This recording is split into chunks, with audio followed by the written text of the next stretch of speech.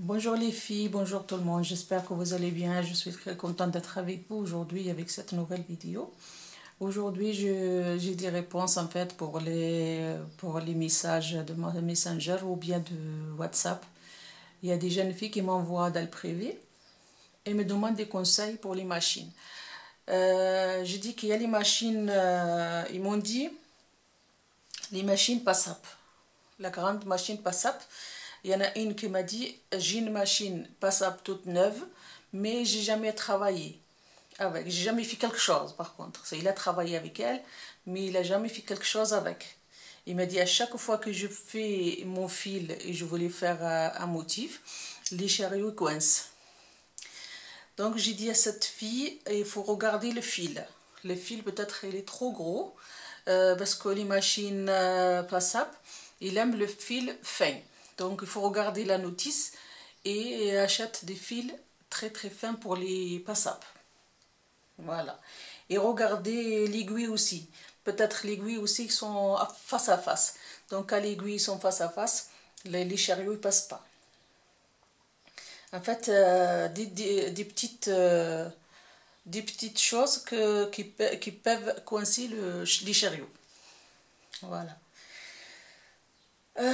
Il y a une jeune fille qui me demande aussi, elle a une Mimo sur Singer. Le Singer, elle a une Mimo avec, mais il n'a jamais monté, en fait, il n'a pas fait le montage, elle ne sait pas le faire. Et j'ai dit à cette fille, moi, je n'ai pas le Singer avec le Mimo, en fait. Je ne peux pas le conseiller pour l'instant. Parce que comme ça, on ne peut pas se conseiller comme ça loin. De loin. Je ne peux pas le conseiller de loin comme ça. Il faut que j'aurai la machine d'abord. Peut-être d'ici là, j'aurai une machine pareille. Et là, je vais le conseiller. Je lui ai dit merci beaucoup et elle me remercie pour pour les vidéos, toutes les vidéos que j'ai fait. Il m'a dit que j'ai beaucoup appris avec moi, qu'elle a beaucoup appris avec moi. Je lui ai dit merci beaucoup. C'est pour ça que je suis là en fait.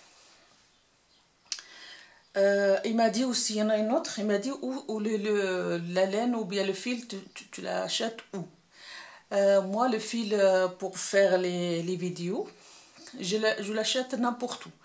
Parce qu'il y a des magasins où il y a le fil. En fait, les vidéos, l'échantillon, je ne l'achète pas spécialisé pour faire quelque chose de spécial. C'est-à-dire, avec les fils pour faire des bonnets ou bien faire les chaussons, ça, les fils, je l'achète à l'Espagne. Voilà, à l'Espagne, il y a des jolies choses, il y a des jolis fils pour les bébés.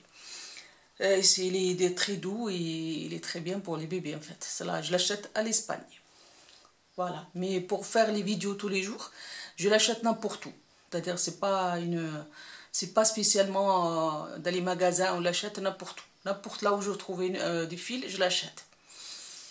Une autre fille, elle me demande comment changer l'aiguille. Changer l'aiguille de PASSAP. Le PASSAP, il y a un morceau de fer qui est sur le côté gauche et le côté droit, il y en a deux. Donc, il faut sortir tout le morceau de fil. Il faut le sortir tout entière. Et là, vous changez l'aiguille tranquillement et après, vous rendre le barre à sa place.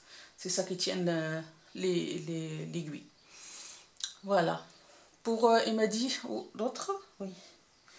Il m'a dit comment on fait l'huile à les machines à tricoter.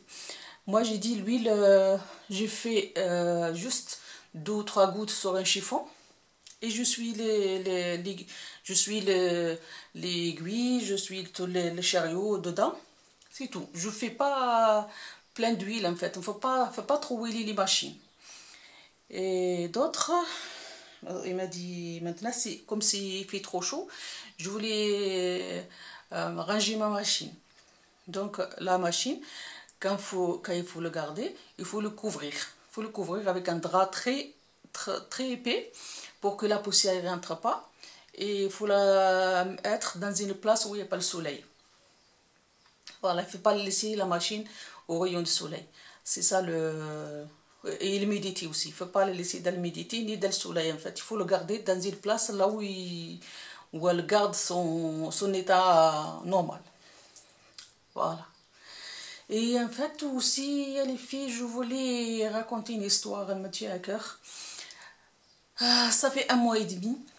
Ça fait 1 mois et demi que j'espère que vous allez écouter cette histoire. Et ça, vous allez un peu me donner votre avis. Vous allez penser comme moi. Vous allez voir la peine comme moi. En fait, nous, on habite dans une place où il y a beaucoup d'étrangers. On se connaît tous. Tout le monde se connaît. Et il y a beaucoup de monde. Donc, le jour où il y a 1 mois et demi, il y a une femme qui est sortie de chez elle. Et cette femme-là, la pauvre, le jour de Ramadan, le premier jour de Ramadan, il a 2 enfants, cette femme. Il a 2 enfants. Il a la cinquantaine à peu près au passé. Et il a laissé 2 enfants. Bas âge, c'est-à-dire de 14, 11, je pense, ou 17, 11. Et voilà. Et il a sorti la viande de congélateur. Et il est allé faire des courses. Donc cette femme, il n'a pas de voiture. Il est allé à pied et depuis le jour-là, il n'a pas retourné chez elle. Ils ne l'ont pas trouvé. Il a disparu comme un morceau de sel dans l'eau. On n'a pas trouvé cette femme. Donc, ils ont cherché, ils ont fait les annonces dans le journal, partout. Ils ne l'ont pas trouvé. Moi, je voulais juste demander ou juste dire, est-ce qu'il y en a des gens qui l'ont dit, chacun dit quelque chose en fait, quand quelqu'un il disparaît comme ça, chacun il parle comme il veut parler. Donc cette femme-là, j'espère qu'elle est vivante par contre. Ils l'ont cherché, la police, les pompiers, ses amis, ses copines, tout le monde, sa soeur, tout le monde est cherché. Mais cette femme, elle est disparue comme ça, sans laisser une trace. Et là, voilà, j'espère que là où il est, elle va bien. Ils l'ont cherché partout. Le jour où il y avait les confinements, donc on n'a pas pu chercher comme il faut. Parce qu'on n'avait pas le droit de sortir de chez nous, donc on n'a pas le droit de... on voulait chercher avec eux. Par contre, moi, personnellement, je voulais sortir et chercher avec eux, mais on n'avait pas le droit. Et ben écoute, vous me le dites. Vous me le dites, est-ce que c'est normal, une femme, elle peut sortir, elle laisse 2 enfants, et elle sort et elle disparaît comme ça. Je sais pas, moi, je trouve pas ça normal. Et je trouve pas ça normal, par contre. Aïe, aïe, aïe, aïe. Et voilà, voilà, cette histoire, c'est ça l'histoire que je voulais raconter avec vous. En tout cas, si vous me donnez votre avis, est-ce qu'une femme de 50 ans, elle laisse 2 enfants seule et elle s'en va? Est-ce que cette femme, il a été kidnappée? Est-ce qu'elle est morte? Est-ce que... Je sais pas. Je sais pas, ça y est, les gens, ils ne les cherchent plus. Ils commencent à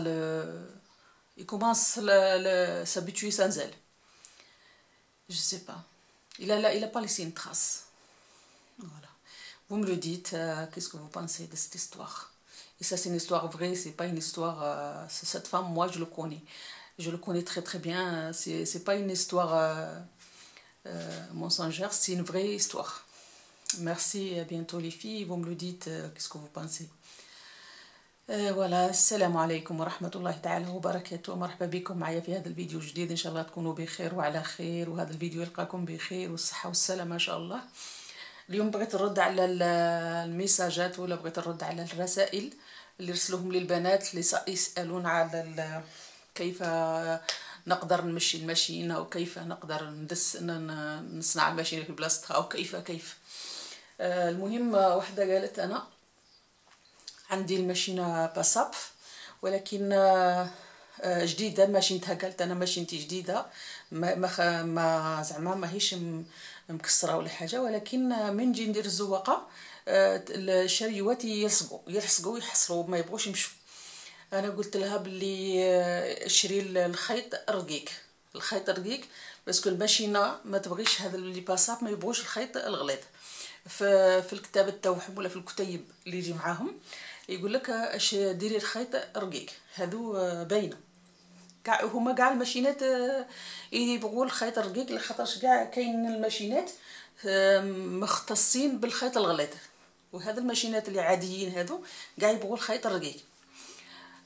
وحده قالت اش قالت هذه، قالت نسيت شي قالت وحده قالت انا بغيت ندس الماشينه تاعي، صور راني نسيت الميساجات درك نعاود ونزيد نعاود.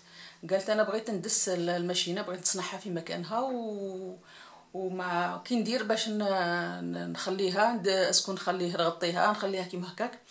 انا نقول لها نغطيه بيان سور، غطيها الماشينه غطيها بدرا يكون غليظ باش ما يدخلكش الغبار، وما وديريها في بلاصه اللي ما فيهاش السمش وما فيهاش يدخلهاش الرطوبه، هي الرطوبه هي الميديتي ما يدخلهاش الرطوبه، وديريها في مكان باش تبقى لك كيما هي. لو ديريها في السمش ولا ديريها في الرطوبه غادي الماشينات تسبيها خاسره ما تخرجيها. هذه باينه. واحده اخرى قالت كيفاه نزيت الماشينه، كيفاه نزيت الماشينه. انا قلت لها لا الماشينه تاعي من نجي نزيتها ندير غير 2 قطرات ولا 3 تاع زيت على واحد الشيفونه هكا، واحد التوبه هكا، ونفوت على الباري، نفوت على الشاريون، نفوت عليه هكا بشويه، ما نكثرلهاش الزيت. لو تكثري لها الزيت ما دوك من بعد الغبار يلصق في داك الزيت ويدير لك الحبيبات هكذا والباري يلصقوا. المهم ما تكثريش الزيت في الماشينه تاع التريكو. هذه هي. وقالت وحده قالت انا من نقدر نشري الماشينه باساب ولا اي ماشينه من نقدر نشريها. انا قلت لها كاين الماشينات كيما يقولوا سقسي الناس هكا يقولوا من مثلا سقسي الاصدقاء، سقسي الجوارين، سقسي كل وحده تسقسي اختها هكا تشوف اللي عندها ماشينات تبيعها لك، ومثلا تشوفيها وتقول لها شحال مثلا وتقولي لها الا هي قديمه الا هي جديده شحال عندها من عام راهي عندك. هذه هي الاخرى، هذه هي السؤال وقاشحيها. وإلا تعطيها لك هما الماشين القدم ما يكونوش غاليين بزاف. الا كان في البلاد مثلا في الجزائر ولا مليون ونص 900 حتى 800 حتى تقدر تجيب ماشينه. ولكن الماشينه جديده هنا في فرنسا غاليه بزاف الحقيقه. انا عمري ولا شريت ماشينه جديده في الكرتون عمري، خاطرش علاه ما غاليين بزاف. تقدري قد هذو كاع راهم عندي ما تجيبيش وحده، غاليين بزاف. هذه هي القصص. وش ثاني البنات، انا بغيت نحكي لكم على واحد كنت نهضر باللغه الفرنسيه، بغيت نحكي لكم على واحده المراه مسكينه الله يجعل ربي ان شاء الله يذكرها بالخير، ولا ان شاء الله يرحمها، ولا ان شاء الله ما نعرف وين مشات مسكينه. نهار رانا في شهر ونص ولا من رمضان، من نهار الاول تاع رمضان، هذا المراه مسكينه عندها بالك هكاك 50 سنه ولا هكذاك، وعندها 2 ولاد. دارت قلعت اللحم مسكينه من الكونجيلاتور ودارته فوق بابو هكا فوق باش طيب ولادها، راحت لواحد المغازه تشري. المهم هذا البلاصه اللي ساكنه فيها كاين العرب بزاف، وكاين من كل راسه، كاين بزاف، كاين نقولوا جوارين متعارفين، كل واحد يعرف هذا نعرفوهم. هذا المراه انا نعرفها مليح، نشوفها ماشي نهضر معها ولكن نشوفها هكا تخرج في السواق، تخرج بالمغازه، نشوفها هكا نقولوا كيما كاين الواحد اللي ما تهضريش معاه ولكن تشوفيه هكا على مره تشوفيه. نعرف اختها، نعرف خواتاتها، نعرف كاع. المهم خرجت هذا المراه دات دراهم ولا قالوا دات دراهم ودات ساكا وراحت تشري الخضره ولا تشري المهم كيما اموال الناس يجي، راحت تسوقت ما رجعتش قعدت نقولوا النهار كامل ما رجعتش. من ولات المغرب هكا ولادها سقسوها واختها سقسات اهلها وين راهي، حوسوا عليها، فقدوها، نقولوا فقدوها. وخرجت نهار اللي كانوا دايرين الحجر الصحي، خرجت نهار من رمضان كانوا دايرين الحجر الصحي قدام، حنا داروا لنا الحجر الصحي قدام رمضان. المهم هي خرجت نقولوا نهار قبل رمضان ولا 3 ايام ولا نهار رمضان، نقول لك هذا مانيش شافيه مليح. ولكن مسكينه ما عرفناش كاع وين مشات، ما عرفناها وين مشات. راهم يحوسوا عليها، حوسوا عليها البوليس، حوسوا عليها الشرطه كيما نقولوا الشرطه، حوسوا عليها، حوسوا عليها ولادها، حوسوا عليها اهلها، خواتاتها، الناس تبكي، خواتاتها يبكوا، اهلها. ما عرفناش رانا غير نستناو في الخبر كي دايره. لا راحت، لا خونوها، لا سرقوها، لا قتلوها مسكينه، لا ما عرفناش. الله يجعل ان شاء الله ترجع لوليداتها. ولادها صغار مسكينه. انا راني غير باش نحكي معكم هذه القصه لخاطرش ما زلت نفكر فيها. راني نقول في راسي، راني نقول كيفاه امراه تروح كيما هكا وتخلي ولادها، هذا ما يمكنش. كاين كل واحد واش قال، كل واحد واش قال. شتي الواحد من يتصرى له حاجه الهضره تكثر، الهضره تكثر، كل واحد واش يقول.